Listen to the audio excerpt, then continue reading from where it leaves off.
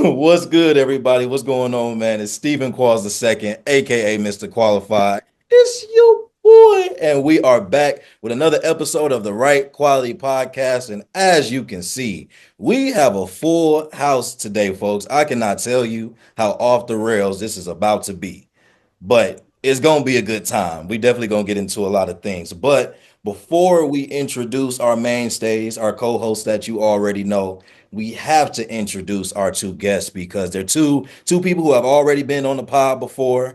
But yeah, man, two personalities that's gonna make this a very, very interesting episode. But Josh, you can go ahead and start off, and then yeah, Christian, you can follow. Just let the people know who you are and what it is that y'all do. Sure, man. Josh Price, St. Louis's own, host of the Price Check podcast on In Zone Network. As you can see by the shirt, we are very, very happy at the trade deadline happenings of the NBA. Thank you, Nico Harrison.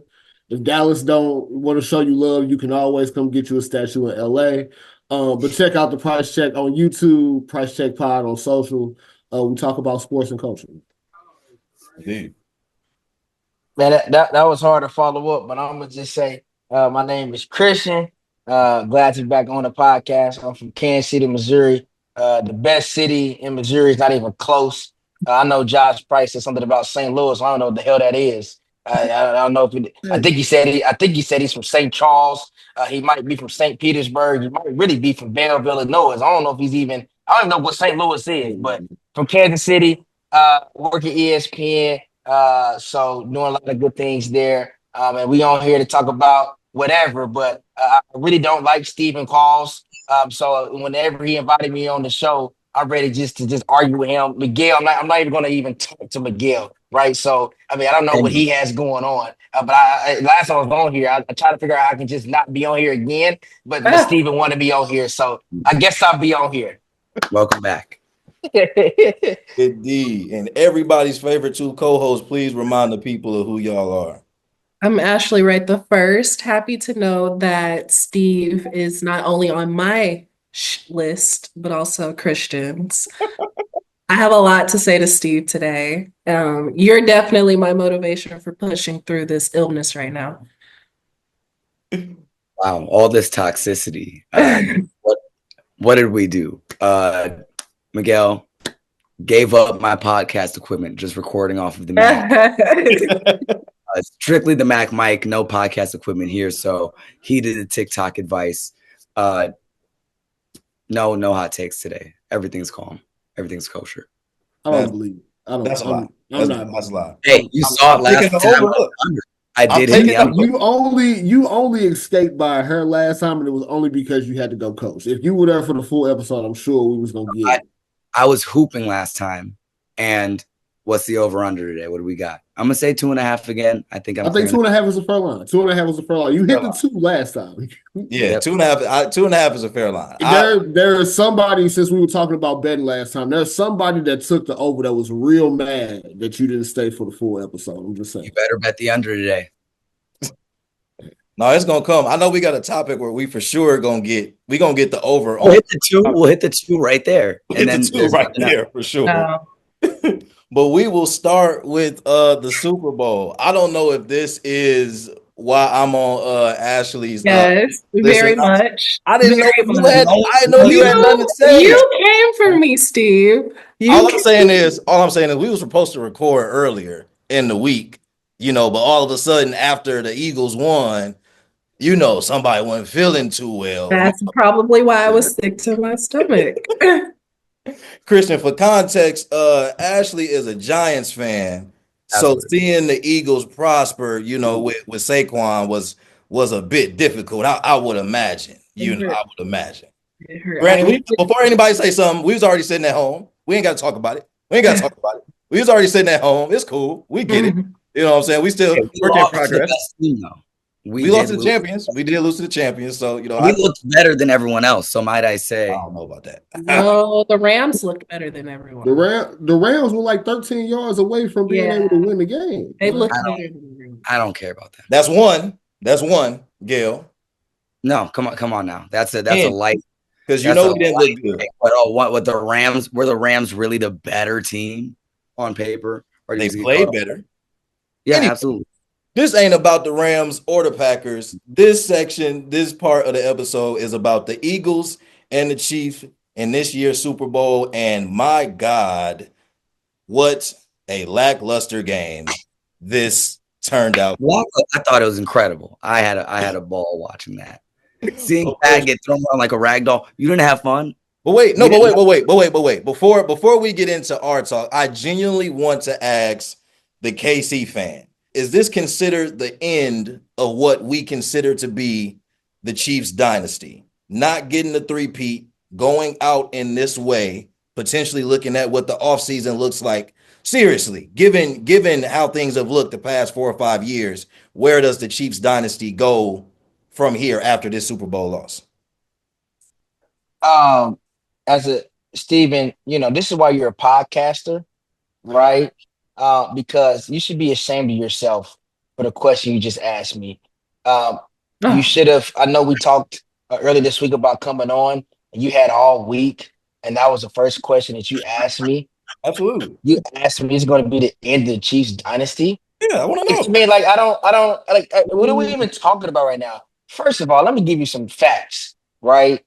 Because I don't know who your team is. I really don't care, to be honest. I really don't care because you're not an Eagles fan. So knowing that you're not an Eagles fan, you really can't talk to me right now. Mahomes, in his 7-year career, has the greatest start to any NFL career in NFL history. Agreed. Right? He's been to 5 Super Bowls in 7 years.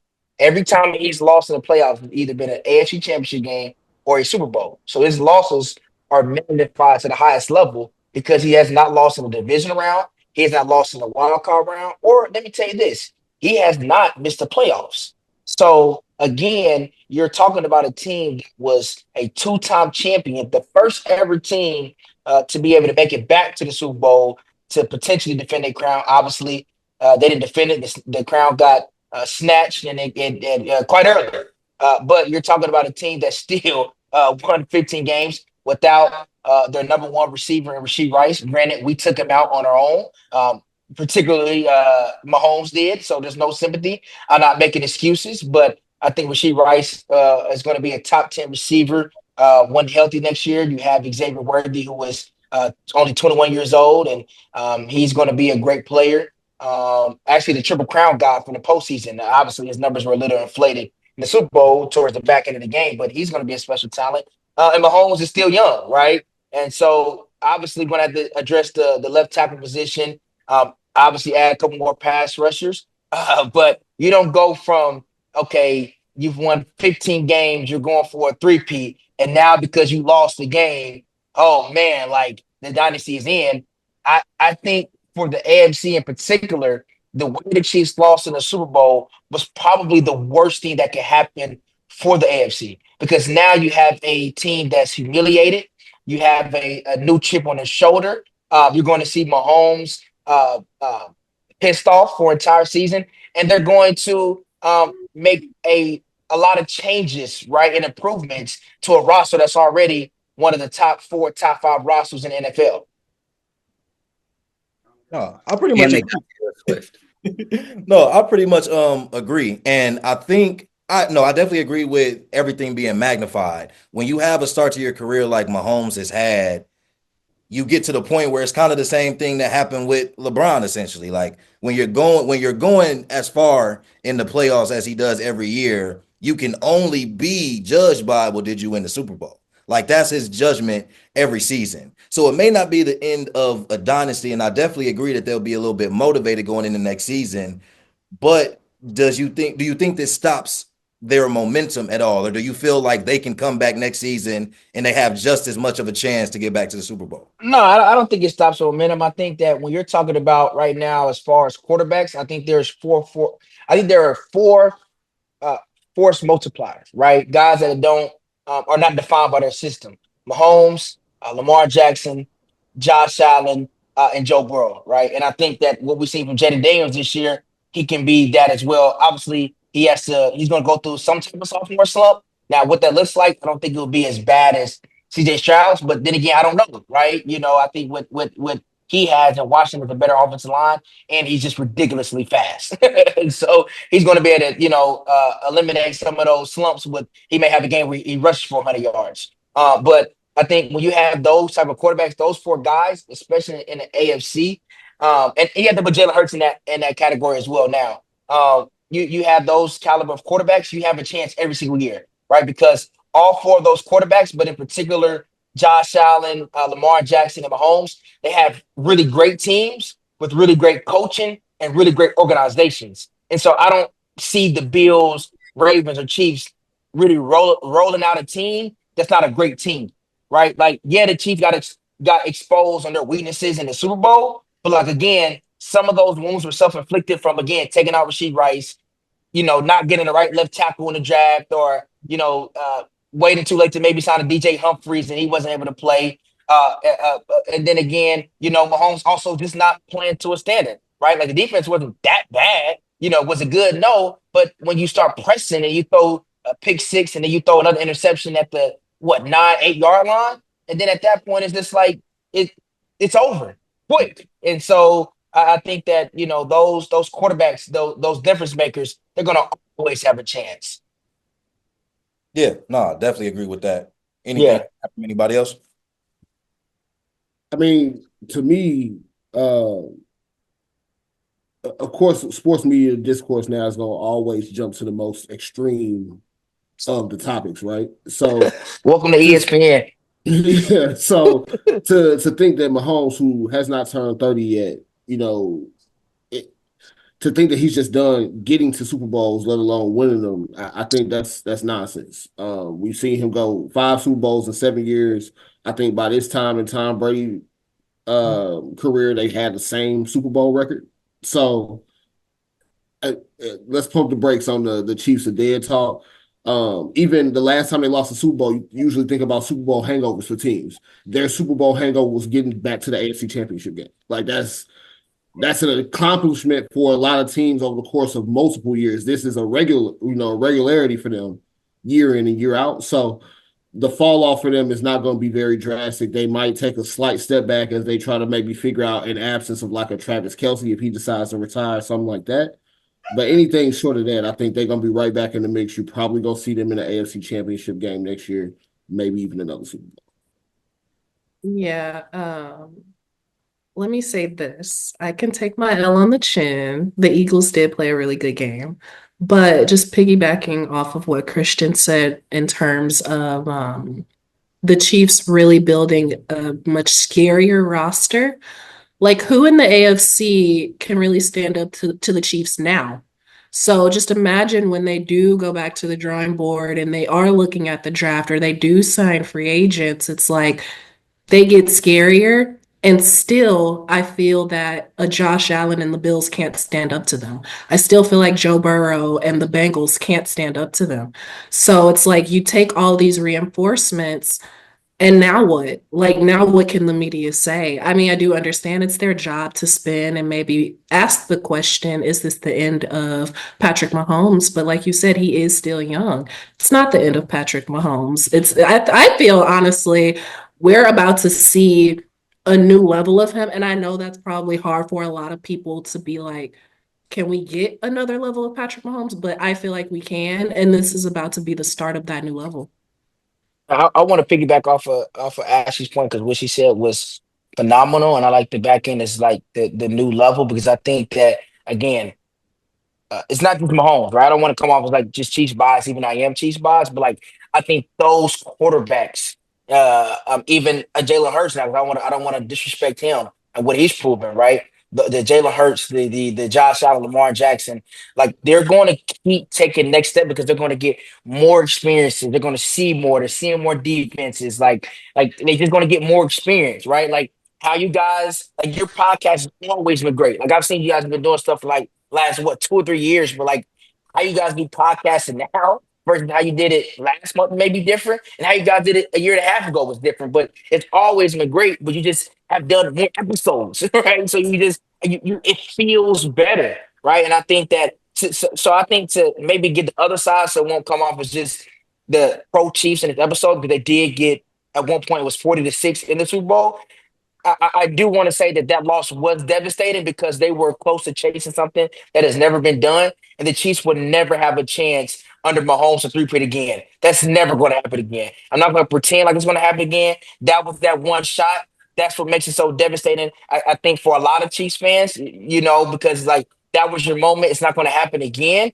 And we have to be careful because Mahomes is not going to go to the Super Bowl every year. Eventually, Lamar's going to break through. Eventually, Josh Allen's going to break through. Eventually, Joe Burrow might break through. Hell, CJ Stroud might break through.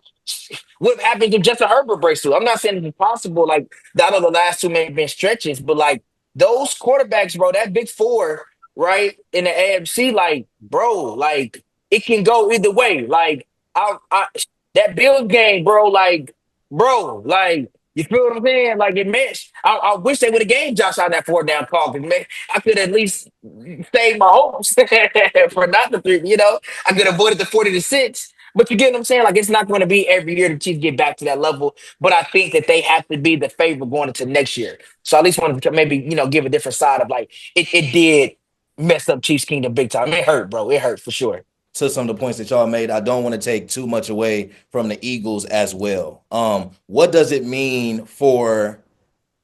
I mean, Philadelphia has won a Super Bowl relatively recently, within the last decade at least. So I don't want to make it seem like this is new territory for them. They made a Super Bowl 2 years ago, so they've been playing at this high level for some time. But what does this mean, and what does this breakthrough specifically mean for a Jalen Hurts and a Saquon, two players who were already held in high regard and essentially had got to a point where the Super Bowl was kind of the only major thing, eluding them kind of being cemented to a degree, so to say. So what does this Super Bowl win mean for the Eagles and those two players specifically? Well, Yeah, I so mean, go ahead. My bad, Josh. Go ahead. I'm sorry. Go ahead. I was just gonna say real quick. So I think the thing that we have to keep in mind about the Eagles, this is now second Super Bowl appearance in 3 years, first win. You still got a lot of young dudes on that roster. Like that whole defense, for the most part, is still on like rookie contracts. Like you talk about Zach Bond, they called him the draft of the steal of free agency, all season long. A guy who's probably gonna get a good deal, but still not make a whole lot of money. That defense is still young, still very talented. Jalen Hurts is still just kind of entering his prime. He's gonna be around for a while. Saquon is just turning 28 the day of the Super Bowl, so you could see them kind of go on a run in the NFC the same way that we've seen the Chiefs possibly go on their run in the AFC the last 7 years. Do they have the staying power of like a 7-year run? Maybe not, but at the same time, outside of Washington, who can you bank on next year in the NFC to challenge them? And I even see the run. then, that's a team that lost by 20 points when it was all said and done in the NFC Championship game. I think the Lions come back a lot stronger. I feel like in the NFC, different from what I said about the Chiefs in the AFC, right? I don't feel like there's a formidable opponent that really scares me for the Chiefs. And like Christian said, there are a lot of these quarterbacks that can make the jump, but I just don't see it right now. As far as the NFC, I mean, the Eagles got by literally because of the snow. The Rams literally were 20 yards out from making a great play. And if their O-line could block, Matthew Stafford would have made that throw. So it's like there are a lot of much more scarier teams in the NFC that can really give the Eagles a run for their money.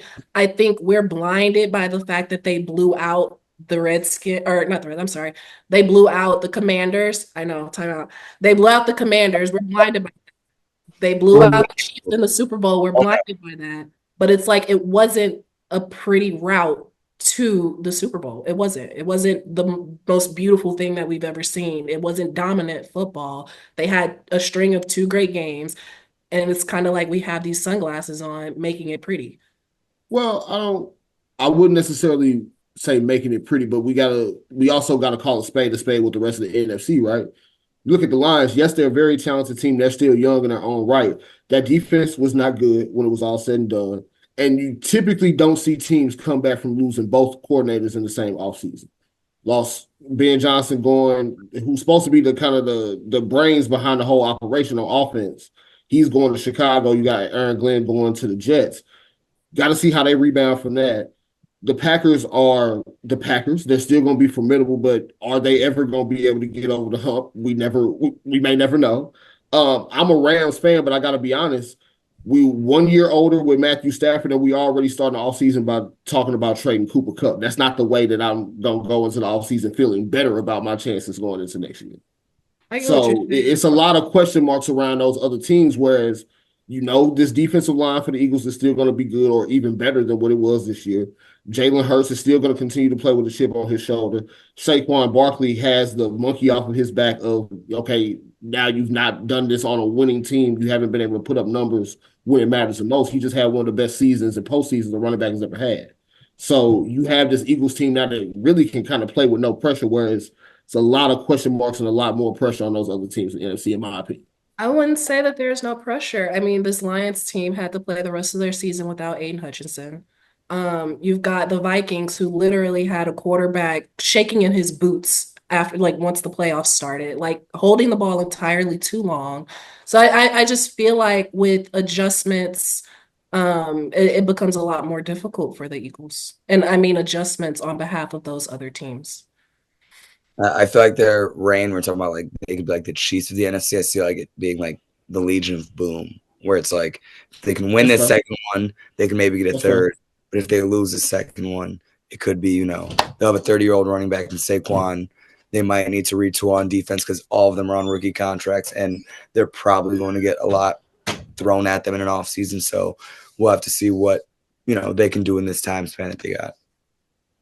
Yeah, I think the NFC, I think there's more potential for teams to get better in the NFC than in the AFC as it currently looks right now, at least going into next season. In terms of trying to defeat who's at the top. So for the Chiefs, like Ashley said, I don't think there are a lot of teams, even if they get better, that I'm confident could knock off the Chiefs. Whereas in the NFC, I think there are more teams that, like for the Packers, right? If they make certain moves, I would feel better about their chances to take out the Eagles. It's gonna have to be a decent amount of moves now and the right pieces. But you can say the same thing for Detroit, depending on what they do with their staff, what they do with their players. I don't want to really talk about Dallas. We don't know if they'll be good or not. Who cares? But how will Washington come back? Like Christian mentioned earlier, is Jaden Daniels good enough to where even in a sophomore slump, if he has enough around him, can they make another postseason run? Is there a team that maybe now is coming into the year healthy and can stay healthy that maybe didn't have a great record last year, but now they'll be in the mix this year? I think the NFC is a bit more slightly, but like it's a bit more open in that regard of having a dark horse. Whereas the AFC, I feel like it's going to come down to those top four, those big four quarterbacks, like you said. Depending on what the Bengals do, I think that's going to be really big. Depending on how Joe Burrow would be great, but if they lose T. Higgins, if things go south with Jamar Chase, that team could look completely different, right? But I think when you have those four quarterbacks in the AFC, it's typically more than likely going to come down to one of them for the most part until proven otherwise coming out of that conference. So that's how I view the conferences, at least going into the offseason next season. But we still have the draft. We still have the entire offseason. So things could look a lot different come August. So yeah. I'm just going to put it on wax now. T. Higgins not going to be in a Bengals uniform next year. No, Probably won't. Hopefully he's in the green and gold, but we'll see. We shall see. I mean, is Tyreek still in Miami? No. Once out. I know. So like that end of the season press availability, whatever he did, that was it's kind of like really weird when you go back and look at it. So Very. I think he out. I think T. Higgins is somewhere else. Yeah, I just don't. The Bengals are cheap, man. Like they just now giving up naming rights to the stadium. So getting a check for both of those wide receivers, no. They'll pay Jamar Chase, give him what he needs, and then they'll try to fill in a cheap way. They're talking about getting Kyle Pitts from the Falcons out, I guess, but we'll see. And he ain't been what he's supposed to be. That was just a bad pick, bad fit, in my opinion. Yeah. You don't take a tight end fourth overall when you don't have a quarterback. Exactly. Sheesh. Well, I mean, Atlanta has their quarterback now, so maybe they have a chance. Or maybe they But give do you pay Kyle Pitts Mm. quote unquote top tight end money now when you haven't seen it on the field? I don't think you can justify it. Especially after you just did what you did and giving Kirk Cousins dumb money last offseason. So very real. Dumb money.